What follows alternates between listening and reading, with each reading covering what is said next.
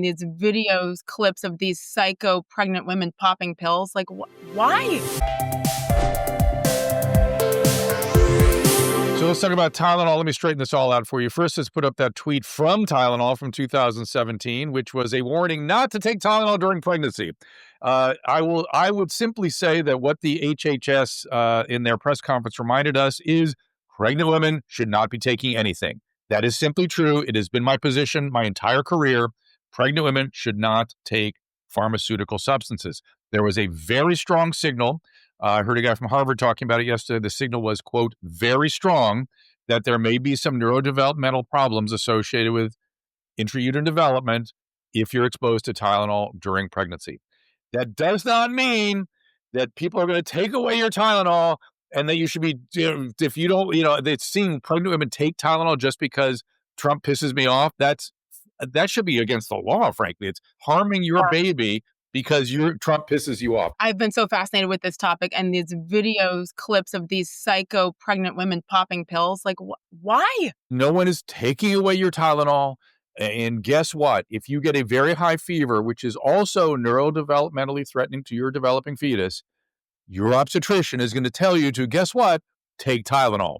Because in that situation, the risk reward is worth it.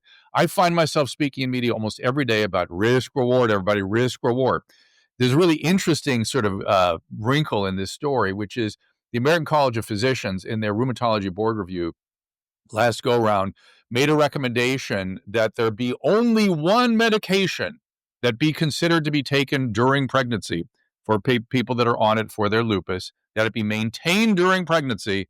That medication, only one, hydroxychloroquine, because it's so inert and so benign, and you can just take it safely during pregnancy. That's an insane reality. Tylenol, more dangerous. Also a reminder that one of the most serious ways to commit suicide is Tylenol overdose, and you need only take 15 pills or maybe even 12, and you will be dead in 3 days, and there is nothing other than a liver transplant we can do about that.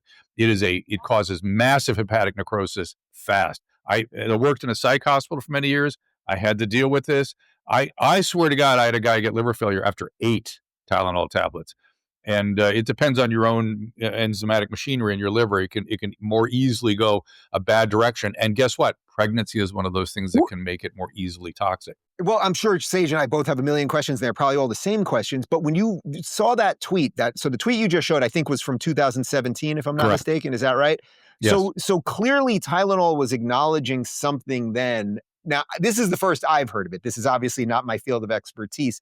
But when you saw that tweet be resurfaced, were you basically like, duh? And why has nobody at the FDA or now that you've sort of been red-pilled on a lot of our institutional health issues, does this not surprise you that we didn't know about this?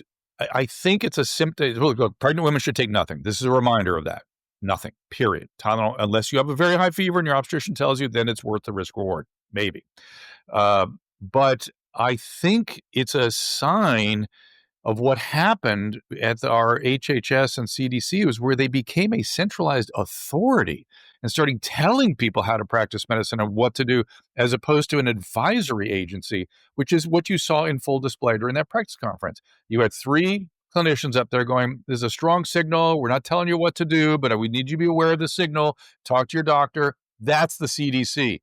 That is a renewal of its original intent. My goodness. And then what did we see? The ladies of the left, I mean, going crazy, these viral videos, Dr. Drew, even before this incredible explanation, to thank you for this education here on it.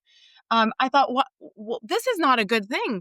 Why are these women on camera, bellies showing, laughing as they pop pills into their body? You talk about mental health issues that we mentioned with and that's what this is. That is, to me, that is, I worry about that person as a mother. That person will attack a fetus because of their political outrage about something that a president said. And by all he said was, hey, these guys are being doctors. They're walking a certain line here, but I can say it. Don't do it. Why would you do it? Just common sense. Why would you do it?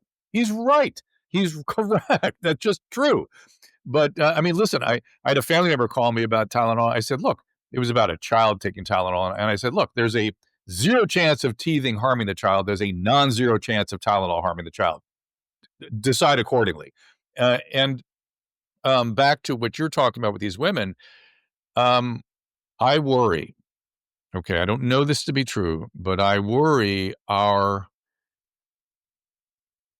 casualness with which we approach a very solemn topic like abortion may be fueling this idea that I can do whatever I want to my body, even if it's to make a political statement even when it's going to harm a fetus. That Ugh. is I worry like hell about that.